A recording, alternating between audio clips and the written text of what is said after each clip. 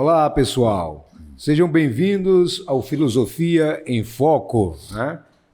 Hoje, claro, vamos discorrer assuntos interessantes e aqui o mascote, o nosso símbolo, a nossa logomarca e, claro, né, sempre a presença, a principal, inclusive, que vai discorrer já, né, dando continuidade às meditações de Marco Aurélio, o nosso amigo Marcos Nascimento, que é mestre em filosofia. Isso.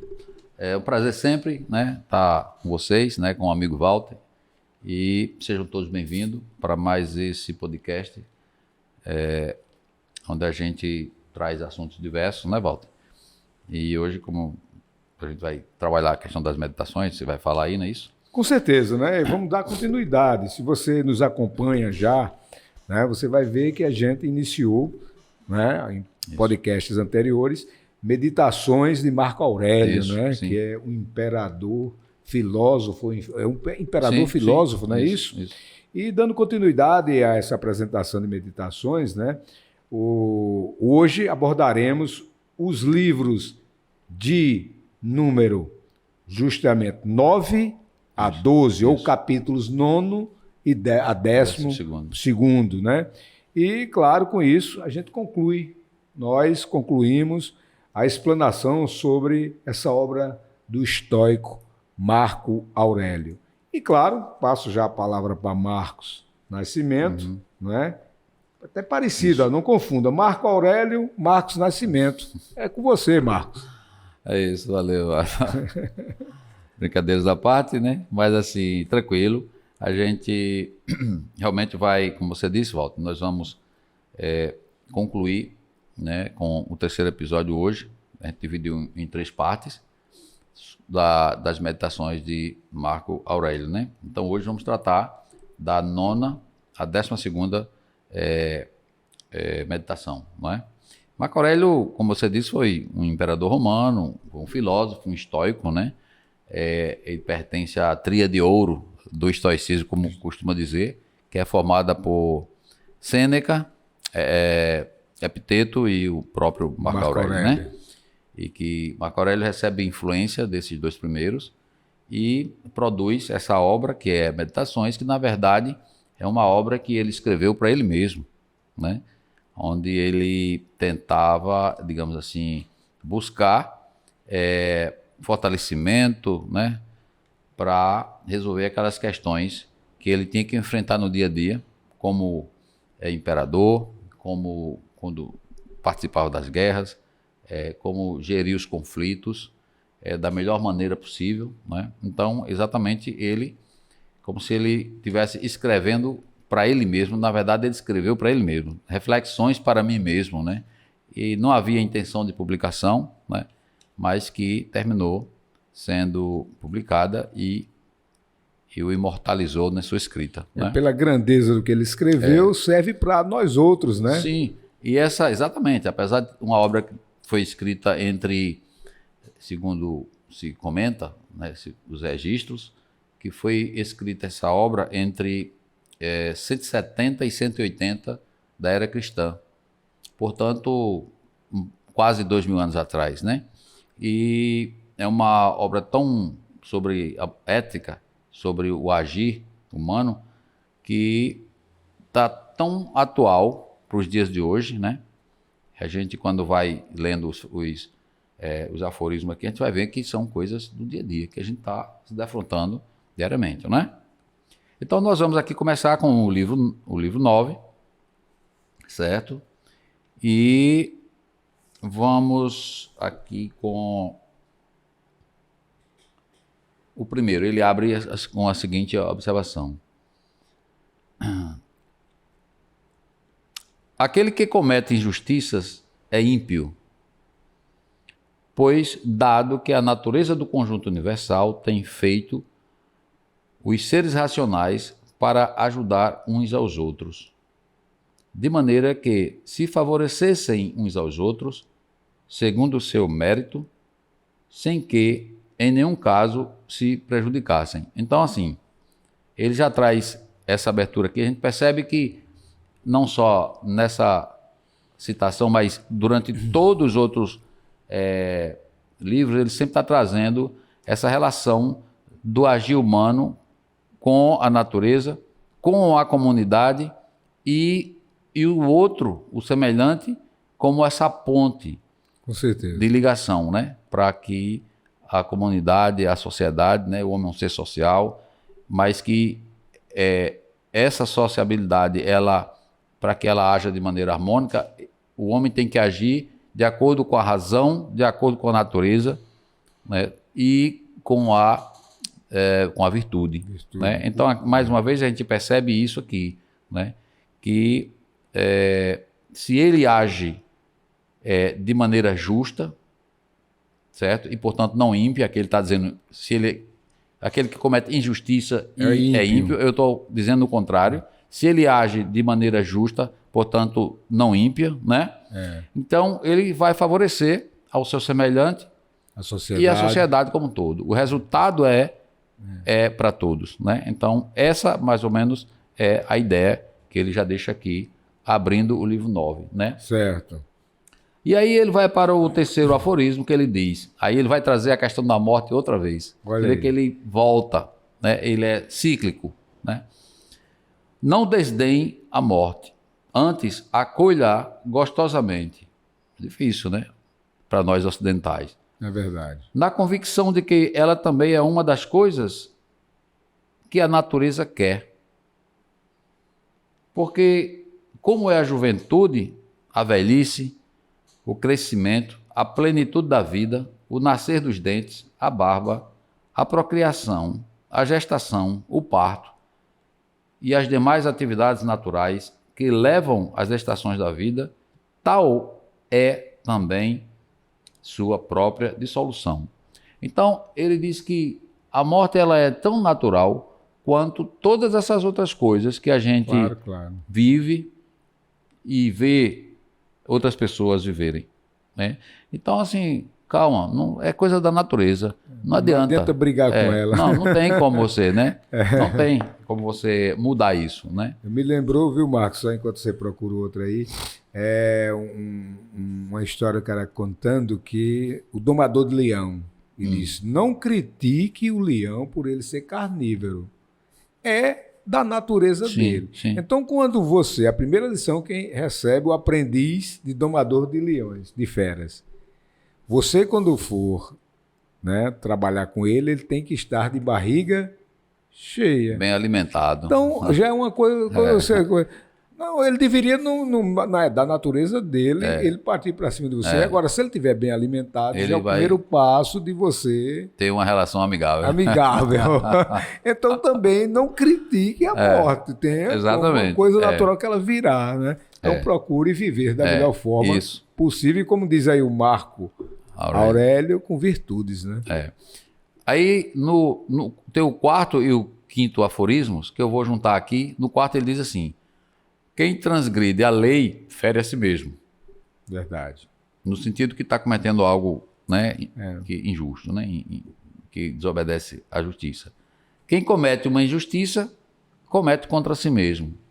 E a si mesmo se torna mal. E no seguinte, ele já vai dizer, que é no quinto. Tanto na omissão quanto na ação, pode-se constituir uma injustiça. Ele quer dizer assim que tanto você pode, digamos assim, cometer uma injustiça por omissão, como por ação. Você vê alguma coisa que você poderia fazer que seria justa e não faz, seria por omissão. Ou fazer uma coisa que não está dentro dos padrões da justiça.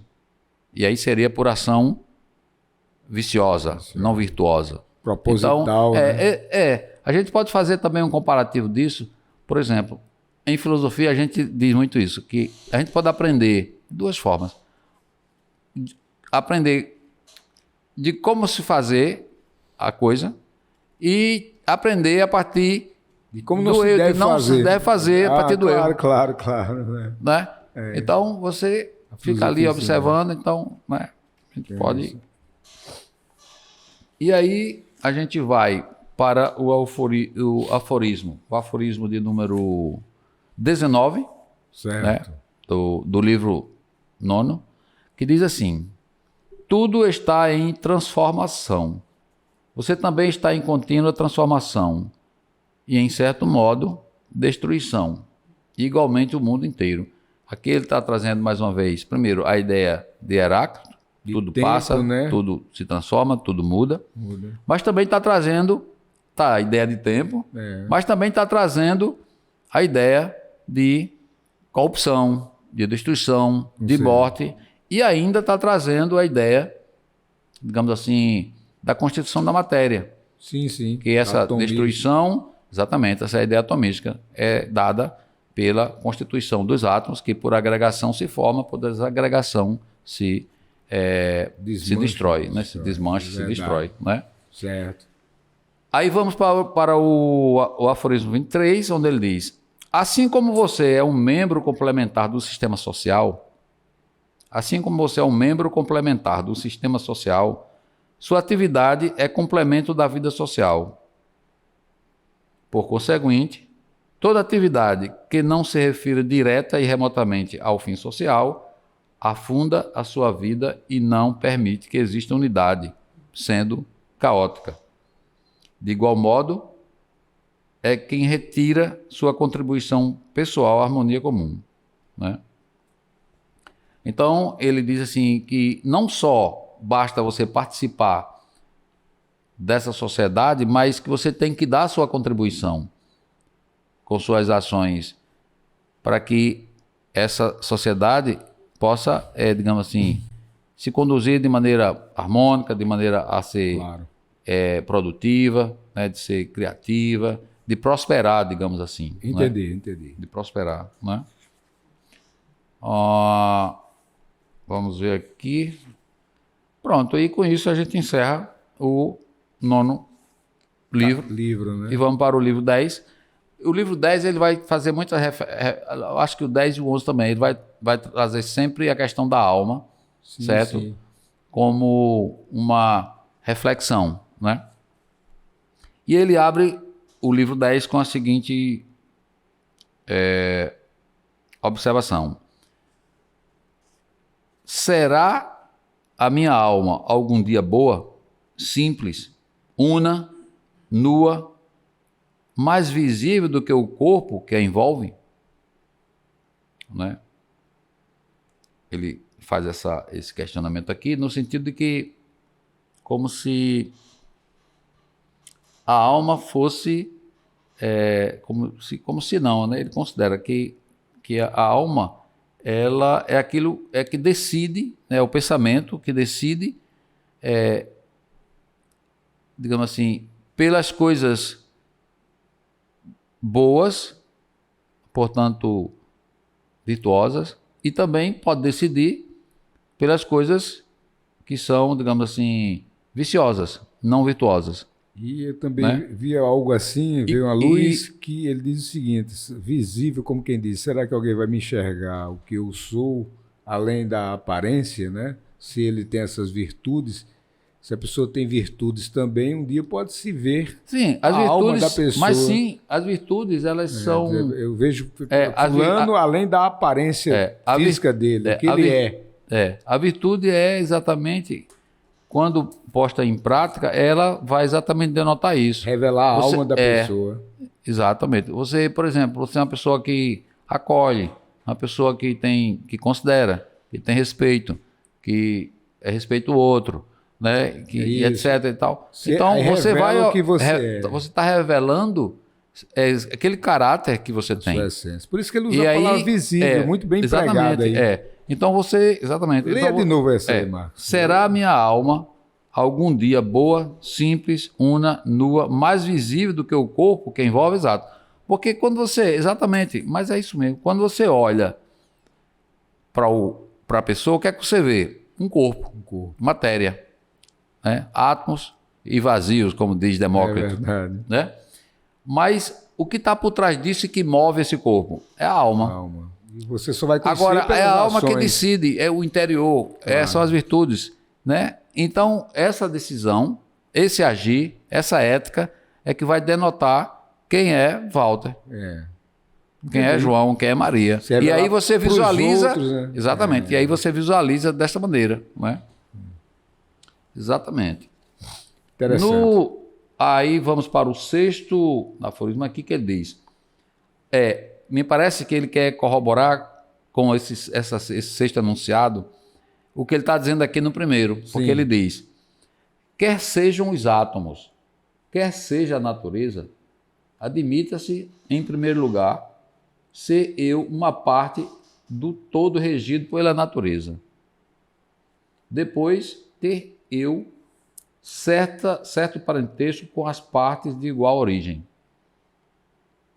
Lembrando disso, na minha qualidade de parte, não me hei de contrariar com nenhum quinhão do todo, pois nada prejudica uma parte se convém ao todo. Ou seja, ele quer dizer aqui o seguinte, que se a gente é esse amontoado de átomos, né? Ou essa natureza, né? Esse ser da natureza, de uma maneira ou de outra, a gente é parte de alguma coisa maior. E que coisa maior é essa? É essa natureza. E que, fazendo parte dessa coisa maior, né, como uma pequena parte, se a gente produz ações que vai corroborar com essa harmonia que é geral, então tudo vai fluir bem mais tranquilamente. Entendi. Do que eu quebrar essa harmonia, né? Por exemplo, Claro. quando você Transgride intoxica... uma lei. Um exemplo, não, eu vou pegar a questão da natureza mesmo. Quando você intoxica a água do rio, o que é que Pois você sim. está fazendo ali? Você primeiro está matando todos os peixes, você está impedindo que as pessoas possam pescar para pegar. Então você veja que você já agrediu duas fotos. A água você não vai poder beber, então Claro, você já claro. está... Entendi. A água é a vida e por aí vai. Né? Vamos pegar um exemplo bem simples assim. Né? Claro, claro, entendi demais. Ficou claro demais, Marco. No 13º, ele vai dizer, pergunte para você mesmo, assim que despertar do sono, acaso me importa que outros pratiquem a justiça e o bem? Vou repetir. Pergunte para você mesmo, assim que despertar do sono, acaso me importa que outros pratiquem a justiça e o bem? Não importa. Acaso esqueceu como procedem no leito e à mesa aqueles que elogiam ou censuram os outros com arrogância? O que fazem? O que evitam? O que buscam? O que furtam? O que roubam? Não com as mãos e os pés, mas com sua parte mais nobre, aquela onde, quando se quer, a lealdade, pudor, verdade, lei e boa consciência. E aqui ele está trazendo a questão da razão, né? Aqui ele está trazendo a razão para, digamos assim, justificar ou pelo menos conduzir o homem nessa prática da justiça e do bem.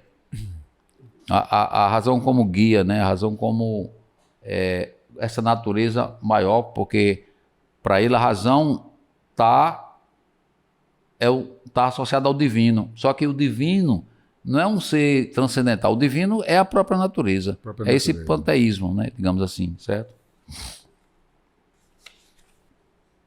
No 16º, ele vai dizer, não siga discutindo a respeito de que tipo de qualidades deve possuir um homem do bem. Simplesmente trate de ser um. Claro. Ou seja, procure ser um apenas. Né? Ele vai direto. Né? No 28º, ele diz, todo homem que se aflige ou se revolta parece um leitão que se debate e guincha ao ser imolado, né? Ao ser abatido, né? Imolado. Claro. Pois se iguala àquele que sozinho em seu leito, em voz baixa, se lamenta dos laços que o prendem. Pense que só ao ente racional foi dado obedecer voluntariamente, conquanto seja imperativo obedecer simplesmente. Né?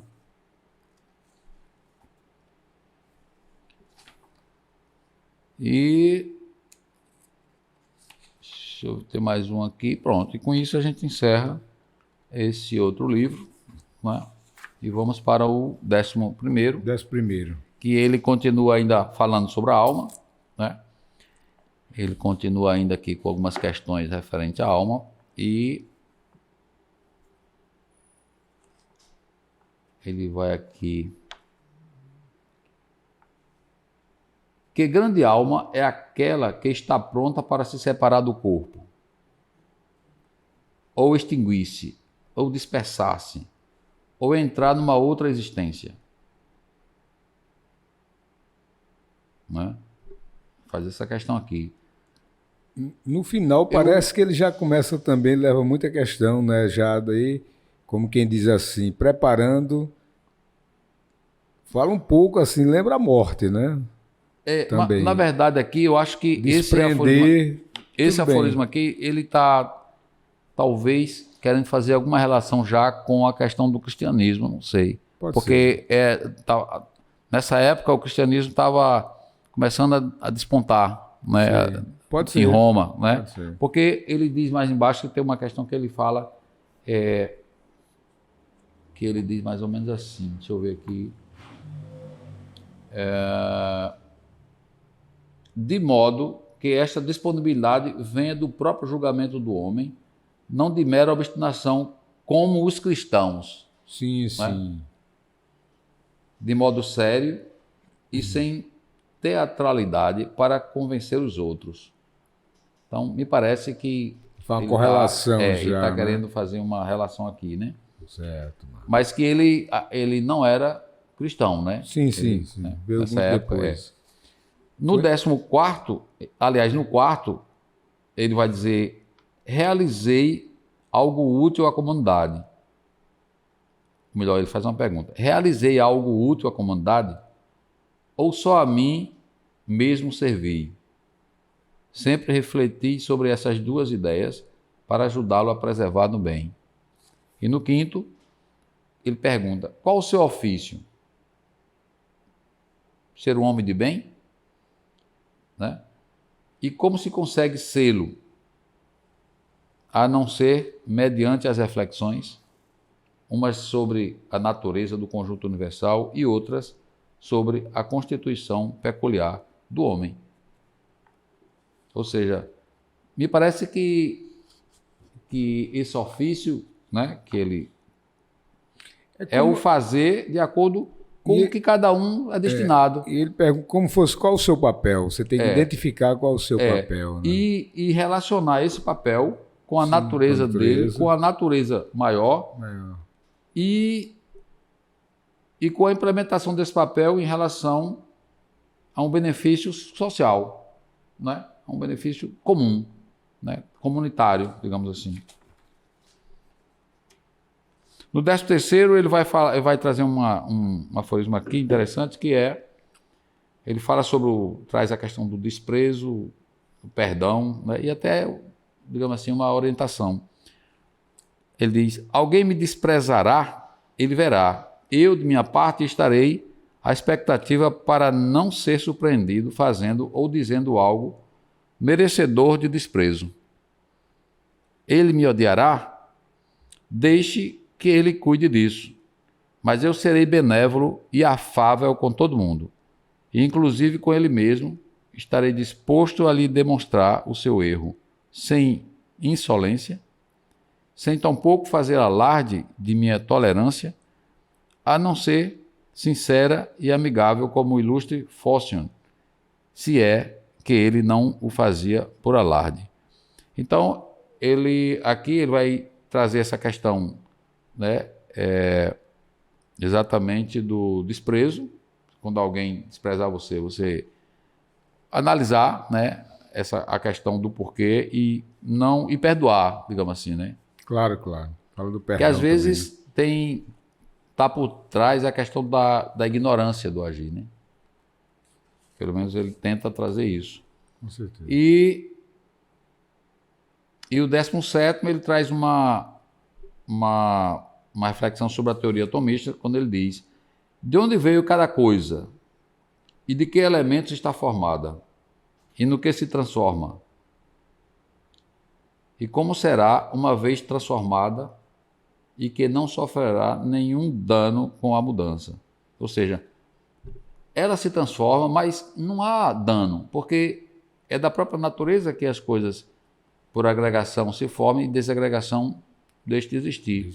Então a natureza tem essa lei, segundo ele, e obedecendo a teoria atomista, né?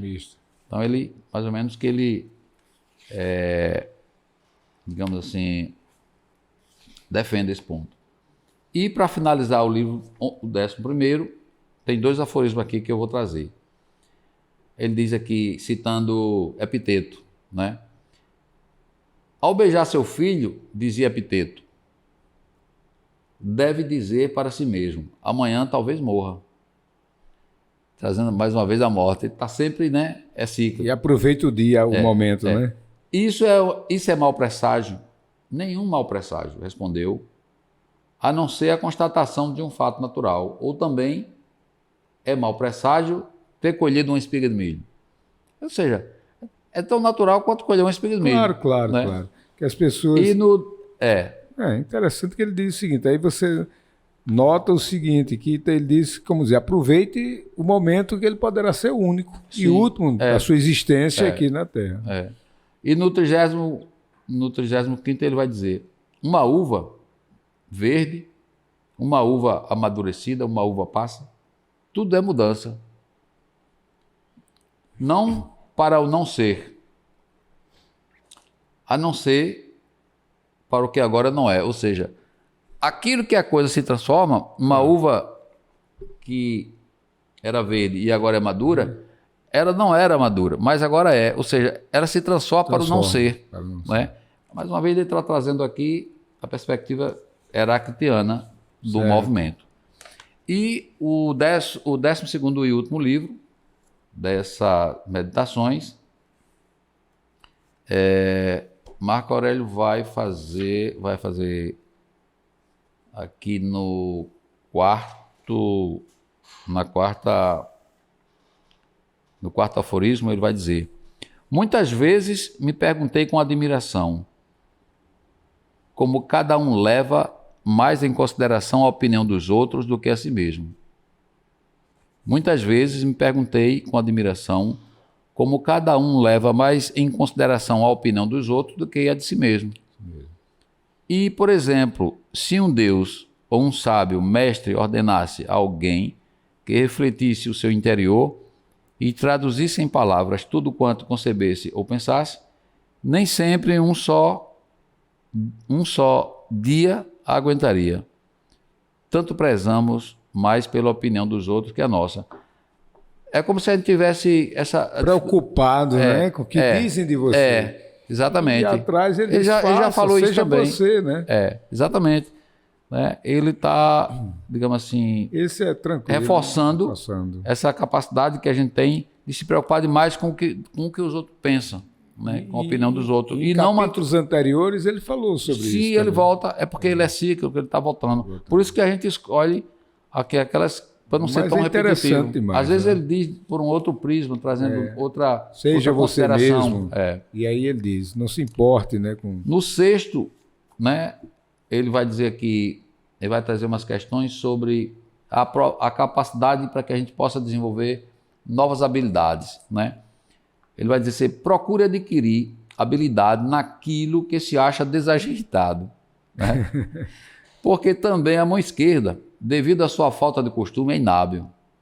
E, entretanto, sustenta com mais poder o freio que a direita, pois foi habituado a isso. Então, ele está dizendo assim, a gente, às vezes, resiste a querer fazer algo que a gente não tem o hábito de fazer. Diferente, né? Diferente, né?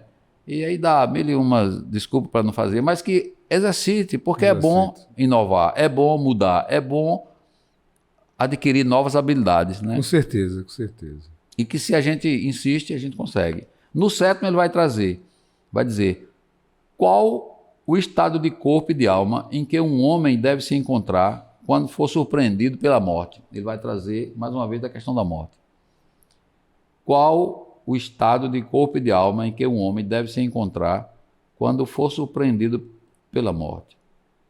Pense na brevidade da vida, no abismo do tempo futuro e passado, na fragilidade de toda a matéria. Com certeza. Que é o caso, né? No 11º, ele faz uma apologia à natureza, digamos assim, e também ao panteísmo, certo? Certo. O grande é o homem que cuida de não fazer, grande é o homem que cuida de não fazer o que vai contra a divindade e aceita tudo o que Deus lhe atribui. Isso é estar em harmonia com a natureza, porque para ele Deus é a natureza, essa harmonia, essas leis que são harmônicas e que não podem ser quebradas, sob o risco de que essa desarmonia ponha em risco o próprio homem, né? Ele já dizia aqui naquela época, né? No 17º, ele vai dizer aqui, vai falar um pouco sobre a virtude, ele vai dizer, se algo não é justo, não faça. Se não for verdade, não diga. Que essa iniciativa seja sua. Né? Interessante. E no 22, que tudo é opinião e essa depende de você. Acaba, pois, quando quiserem com sua opinião e do mesmo modo que um marinheiro atravessa a tormenta no cabo, surge a calma e tudo fica quieto e o golfo sem ondas. Vou ler de novo isso aqui. Que tudo é opinião e essa depende de você. Acaba, pois, quando quiserem, com sua opinião e do mesmo modo que um marinheiro atravessa a tormenta no cabo, surge a calma e tudo fica quieto e o golfo sem onda. Ou seja, ele está associando a opinião, né, que vai contra você com o tumulto, o tormento, né? Tormento, com né, aquele desconforto lá da onda e tal, mas que você, quando surgir esse momento, você procure não dar atenção para essa opinião, né? Você procure ser você mesmo. E em relação às ondas, ao tormento, você procure uma forma de também, né, se, digamos assim, superar isso, né? Que depois superando virá a calmaria, né? Pronto. Basicamente é isso aí, certo? Deixa eu ver aí, Marcos, esse livro. Então, olha, gente, hoje, discorrendo do 9º ao 12º, se completou um ciclo, né? Em que a gente, a partir das explanações de Marcos, levaram até o público que nos assiste, o internauta, as meditações de acordo com, aliás, de Marco Aurélio, né? Até porque essas meditações, como elas foram escritas aí, né, em aforismos, assim, então você tem que ler, não tem como ser diferente, porque cada uma delas ela tem um sentido que às vezes se associa a uma outra que já disse, que já foi... Com certeza, muito e às vezes traz alguma coisa nova. Então você tem que ir fazendo a leitura e comentando, né? De uma coisa eu tenho certeza, ficou muita lição de vida, muita coisa para a gente refletir. Na prática. E assim chegamos ao final de mais um programa, não é, Marcos? Isso, valeu. É isso aí. Obrigado e até a próxima.